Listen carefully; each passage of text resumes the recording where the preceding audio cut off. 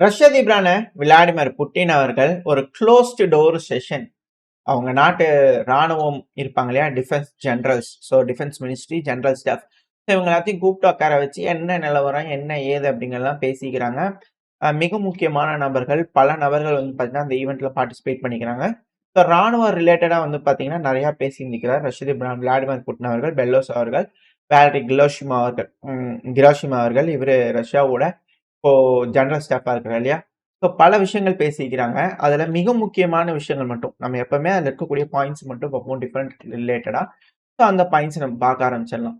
ஏன்னா, நம்ம எவ்வளவுதான் டஃப்பான சூழ்நிலையா இருந்தாலும், அந்த மீட்டிங் முடிஞ்சதுக்கு அப்புறமா இவர் வந்து பார்த்தீங்கன்னா நார்மலா பேசுவாங்க இல்லையா? அந்த விஷயங்கள் உள்ள வந்து என்ன பேசியிருப்பாங்க, என்ன நடந்துட்டு இருக்கு, நிலவரம் என்ன அப்படிங்கிறத வெளிய எக்ஸாக்ட்டா சொல்ல.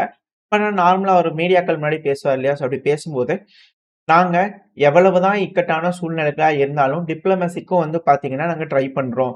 அதுக்கான சொல்யூஷன வந்து பார்த்தீங்கன்னா, ஏதாவது கிடைக்குமா? அப்படிங்கிறது போல நாங்க ட்ரை பண்றோம். கான்ஃப்ளிக்ட்ட அவாய்ட் பண்ணிட்டு. ஆனா, சில நேரங்கள்ல அத எதிரி மத்த நபர்கள் வந்து பார்த்தீங்கன்னா, அத நடக்க மாட்டேது. எது எப்படியோ, நாங்க கண்டிப்பா எங்களோட டார்கெட்ட அச்சீவ் பண்ணியே தீருவோம்.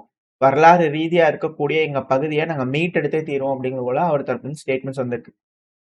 அது மட்டும் இல்லாம ஒண்ணு டிப்ளமேசி அது வழியா போய் பார்ப்போம். அப்படி இல்லன்னா மிலிட்டரி. எதுனாலும் சரி நம்மளோட பகுதிகள நம்ம மீட்டெடுப்போம் அப்படிங்கிறதோட அவர் தரப்பு வந்து கேரண்டி சொல்லியிருக்கிறார். நம்மளோட ஸ்பெஷல் மிலிட்டரியோட கோல் இருக்கு இல்லையா? அது கண்டிப்பா நம்ம அச்சீவ் பண்ணியே தீருவோம் அப்படிங்கிறத திரும்பவும் அவர் ஆணித்தரமா சொல்லிக்கிறார். பேச்சுவார்த்தை இன்னைக்கு நடக்கப் போகுது. அதுக்கு முன்னாடி வந்து பார்த்தீங்கன்னா, சாரி வரக்கூடிய வாரங்கள்ல நடக்கப் போகுது. அதுக்கு முன்னாடி திரும்பவும் இவர் தரப்புல இருந்து இது போல ஒரு ஸ்டேட்மெண்ட்.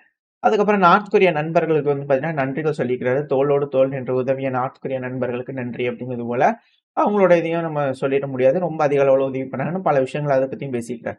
அதெல்லாம் அப்படியே லைனா ஒரு சின்ன சின்ன பாயிண்ட்ஸ் மட்டும் தான் உங்களுக்கு சொல்லிக்கிறேன். பேசுறதெல்லாம் மிக முக்கியமான விஷயம். இதுல அடுத்த ஹைலைட்டான விஷயம் என்னன்னா, இந்த கீவ் ரெஜிம் இருக்கு இல்லையா? உக்ரைன் அப்படிங்கிற ஒரு நாடு. இவங்களுக்கு பின்னாடி ஃபுல் ஃபோர்ஸா வந்து பார்த்தீங்கன்னா, நாட்டோ நாடுகள். அவங்க தான் வந்து பார்த்தீங்கன்னா, அதிகப்படியான ஃபுல் பொட்டான்ஷியலையும் வந்து பார்த்தீங்கன்னா, இதுல இந்த ஸ்பெஷல் மிலிட்டரி ஆப்பரேஷன் வந்து பார்த்தீங்கன்னா காமிச்சிருக்கிறாங்க. இந்த கீவ் ரெஜிமுக்கு பிஹைண்ட்ல இருக்கக்கூடியது அவங்க தான். நேட்டோவோட நாடுகள் தான் வந்து பண்ணா பொலிட்டிக்கல் ரீதியாவும் சரி, ராணுவ ரீதியாவும் சரி, லார்ஜஸ்ட் சப்போர்ட் குடுத்திருக்காங்க. ஆப்கானிஸ்தான்ல இருந்து பல விஷயங்கள் போல ரஷ்ய அதிபர் விளாடிமிர் புட்டின் அவர்கள் வந்து பார்த்தீங்கன்னா சொல்லியிருக்கிறார். இதுக்கு உதாரணங்கள். அது மட்டும் இல்லாம கமெண்ட் செக்ஷன்ல சொல்லியிருந்தீங்க. இந்த எஸ்பிஓ உக்ரைன் தரப்புல இருந்து ரஷ்யாவோட சப்மரீன் அடிச்சுட்டாங்க. அத பத்தி சொல்லுங்க. நம்ம ஆல்ரெடி அந்த டைம்லயே வந்து பார்த்தீங்கன்னா, அந்த வீடியோ போட்டிருப்போம். அந்த டைம்லயே உங்களுக்கு சொல்லியிருந்தேன். லக்கீலி அந்த செய்தி வந்த உடனே லோக்கல் சோர்சஸ் தரப்புல இருக்கக்கூடிய இத கேட்டுட்டு, நான் உங்ககிட்ட சொல்லியிருந்தேன். லக்கீலி அந்த சப்மரீனுக்கு பக்கத்துல அடிக்கல. அந்த சப்மரீன் சேஃப்டியான பகுதியில தான் அடிச்சிருக்கு அப்படின்னு கூட நம்ம சொல்லியிருப்போம் இல்லையா? அதுதான் திருப்பியும் உறுதி செய்யப்பட்டிருக்கு. ஆக்சுவலா அந்த வீடியோ பார்க்கும்போது சப்மரைன் இருக்கு. அந்த பகுதியில வந்து வெடி விபத்து ஏற்பட்டதா உக்ரைன் தரப்புலருந்து வீடியோ பதிவுகள் விட்டாங்க அப்படிங்கிறத நம்ம பார்த்தோம். என்ன நடந்திருக்குன்னா, ரஷ்யா வந்து ஒரு வீடியோ பதிவு விட்டுருக்காங்க. இதுதான் ரஷ்யா எங்களோட சப்மரைன் நவோசிர்ஸ்கி பகுதி இருக்கு இல்லையா? அந்த பகுதியில் நாங்க வச்சிருக்கிறோம். இந்த இடத்துலலாம் எந்த ஒரு டேமேஜும் ஏற்படல சப்மரைனுக்கு அப்படிங்கிறது போல அவங்க தரப்புலருந்து வீடியோ பதிவுகள் விட்டுட்டாங்க. அந்த சப்மரைனுக்கு எந்த டேமேஜும் ஆகல. நம்ம ஃபர்ஸ்ட் டைம் இந்த வீடியோ பார்க்கும்போதே, செய்திய கேட்கும்போதே நம்ம சொன்ன மாரி சப்மரீனுக்கு எந்த டேமேஜும் ஆகல. ஆனா டேமேஜ் ஆயிருக்கு. வெடி விபத்து நடந்திருக்கு. அப்புறம் என்ன நடந்துச்சு அப்டின்னா, ஒரு சேட்டலைட் இமேஜ் பார்த்தீங்கன்னா தெரியும். அந்த கார்னர்ல வந்து பார்த்தீங்கன்னா, ஒரு 20 மீட்டர் தள்ளி ஒரு கார்னர்ல வந்து பார்த்தீங்கன்னா, வெடி விபத்து ஏற்பட்டிருக்கு. வேணும்னே வந்து பார்த்தீங்கன்னா, இது அண்டர் சப்மரைன் ட்ரோன் மாரின்னு வச்சுக்கோங்களேன். நேவல் வெசல் கிடையாது. மிதந்துட்டு இருக்கக்கூடிய வெசல், சர்ஃபேஸ் வெசல் கிடையாது. தண்ணிக்குள்ள மூழ்கக்கூடிய வெசல்.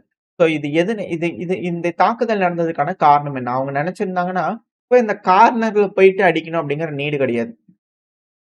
சப்மரீன் அடிச்சிருந்திருக்கலாம். ஏன் அடிக்கல அப்படின்ற கேள்வி இருக்கு இல்லையா? ஒண்ணு வார்னிங் மெசேஜ் குடுக்கறதுக்காக. ரஷ்யாக்கு வார்னிங் குடுக்கறதுக்காக கூட இருக்கலாம். மேபி இருக்கலாம்.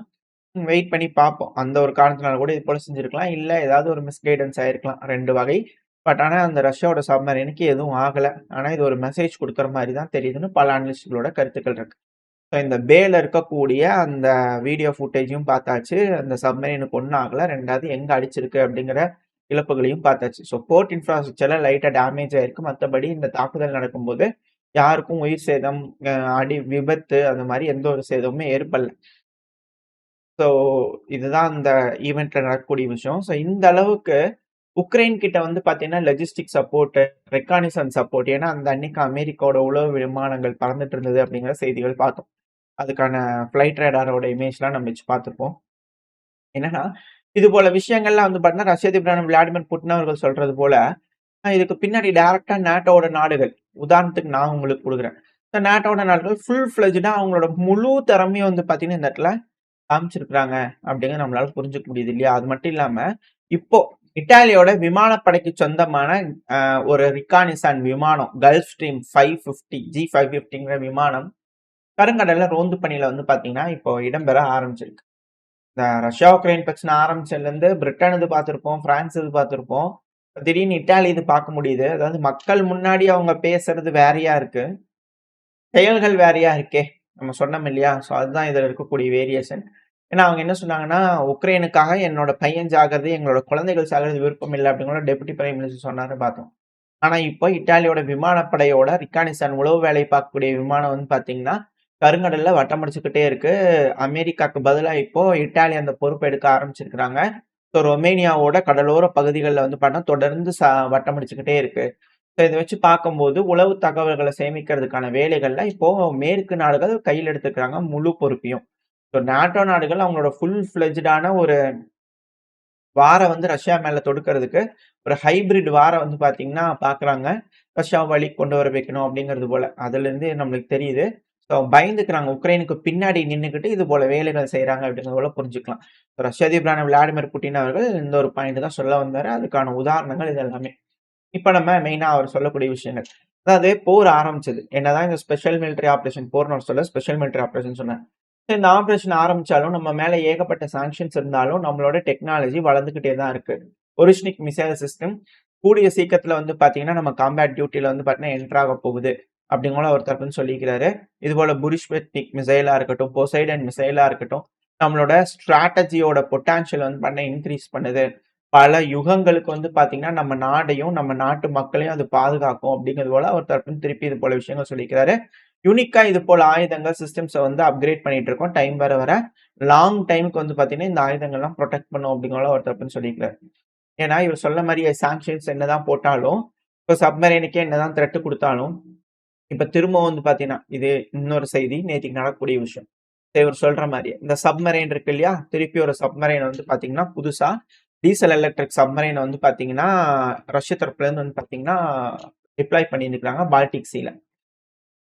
ஸோ, ரஷ்யாவோட நேவில வந்து பார்த்தீங்கன்னா, அவர் சொல்லக்கூடிய விஷயம் என்னன்னா, நம்ம 19 கப்பல்கள், வெசல்கள், போர் கப்பல்கள் வந்து பார்த்தீங்கன்னா, நம்ம பண்றோம் அப்படிங்கிறதோட சொல்லியிருந்தார் இல்லையா? இப்போ இதுல ஒரு சப்மரைன் வந்து பார்த்தீங்கன்னா, டீசல் எலக்ட்ரிக் சப்மரைன் வந்து பண்ண டிப்ளாய் பண்ணிக்கிறாங்க. ஸோ, அதுக்கான ஹேண்ட் ஓவர் ஃபங்ஷன் இருக்கும் இல்லையா? ஸோ, அது வந்து பண்ண நடந்திருக்கு. இண்டக்ஷன் ஃபங்ஷன் நடந்திருக்கு. செயின்ட் பீட்டர்ஸ்பர்க் பகுதியில வந்து பார்த்தீங்கன்னா, இந்த விழா வந்து பார்த்தீங்கன்னா நடந்திருக்கு ரஷ்யால.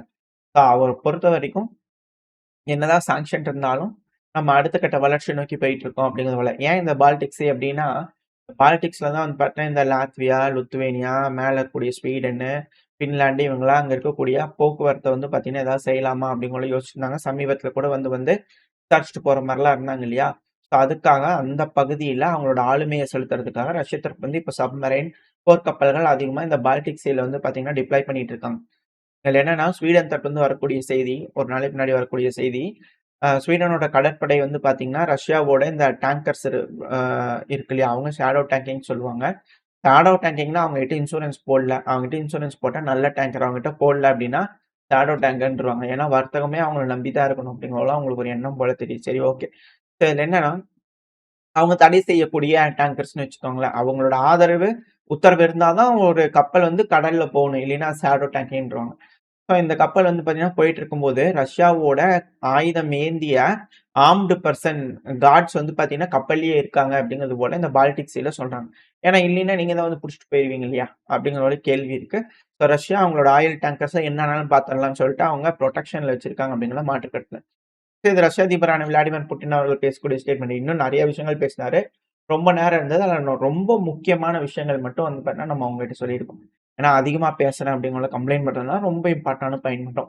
அடுத்தது ரஷ்யாவோட டிஃபென்ஸ் மினிஸ்டரான பெல்லோஸ் அவர்கள் தரப்பிலிருந்து வரக்கூடிய மிக முக்கியமான விஷயங்கள். இவரும் நெறைய விஷயங்கள் பேசினாரு. ஆ 900 செட்டில்மென்ட்ஸ் கிட்ட வந்து பணம் புடிச்சிருக்கோம் அப்படிங்கிற பல விஷயங்கள் சொன்னாரு. இதுல இந்த காலத்துல இந்த 1 வருஷத்துல மட்டுமே. இதுல மெயினான விஷயம் என்னன்னா, 5,00,000 வீரர்கள் வந்து பார்த்தீங்கன்னா, உக்ரைன் இழந்திருக்கலாம் அப்படிங்கிறதோட இவரு தரப்புலருந்து வரக்கூடிய ஒரு கிளைம். உக்ரைன பொறுத்தவரைக்கும் 5,00,000 வீரர்கள் இறந்திருக்கலாம். ஸோ இந்த ஒரு காரணத்தினால தான் உக்ரைன் வந்து பார்த்தீங்கன்னா, வாலண்டியரா அ ரொம்ப என்ன சொல்றது? ஆளுங்களெல்லாம் போயிட்டு இருக்கிறவங்கலாம் வந்து வந்து புடிச்சு வாலண்டியரா புடிச்சு இழுத்துட்டு போறாங்க இல்லையா?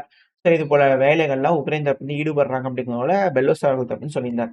இதுக்கு உதாரணமா வந்து பார்த்தீங்கன்னா, டிசிசி எம்ப்ளாயீஸ் வந்து பார்த்தீங்கன்னா, கெல்மிட்ஸ்கி பகுதியில வந்து பண்ண உக்ரைனோட கெல்மிட்ஸ்கி பகுதியில ஒரு நபர பிடிக்கலாம் அப்படிங்கிறது போல வந்து பார்த்தீங்கன்னா, வலைச்சு வச்சு பிடிக்கலான்றதுக்காக ட்ரை பண்ணிக்கிறான். அப்படி ட்ரை பண்ணும்போது, அங்க இருக்கக்கூடிய பெண்கள், பெண்கள் நம் கண்கள் அல்லவா? பெண்கள் இருந்தா தான் ஆண்கள்னால நிம்மதியா நடக்க முடியுது.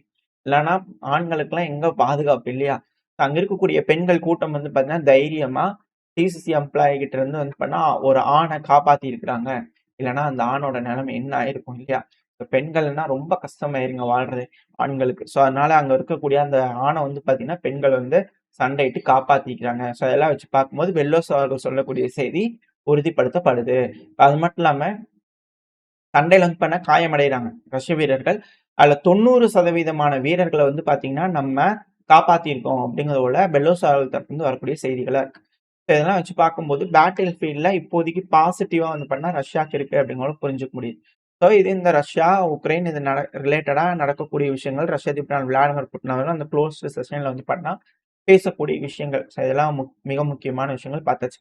ஓரளவுக்கான தகவல்கள் இந்த பதிவுல பார்த்திருப்போம்னு நெனைக்கிறேன். இந்த பதிவ பத்தி நீங்க என்ன நெனைக்கிறீங்க? உங்களுக்கு பிடிச்சிருக்கா? பிடிச்சுனா லைக் பண்ணிட்டு உங்க ஃப்ரெண்ட்ஸ் அண்ட் ஃபேமிலியோட ஷேர் பண்ணிக்கோங்க. அது கூடவே மறக்காம நம்ம சேனல் இன்னும் சப்ஸ்கிரைப் பண்ணலாம். மறக்காம சப்ஸ்கிரைப் பண்ணிக்கோங்க. அப்பதான் YouTube மதிச்சு 4 பேத்துக்கு நம்ம போடக்கூடிய வீடியோக்கள ப்ரமோட் பண்ணும். உங்களோட அன்பு ஆதரவு எனக்கு எப்ப இருக்குன்ற நம்பிக்கையில இந்த பதிவ நான் முடிச்சுக்கலாம். இந்த பதிவு நல்லா இருக்கும்னு நம்பிக்கையில அடுத்த பதிவுல சந்திக்கலாம். Stay safe. பை.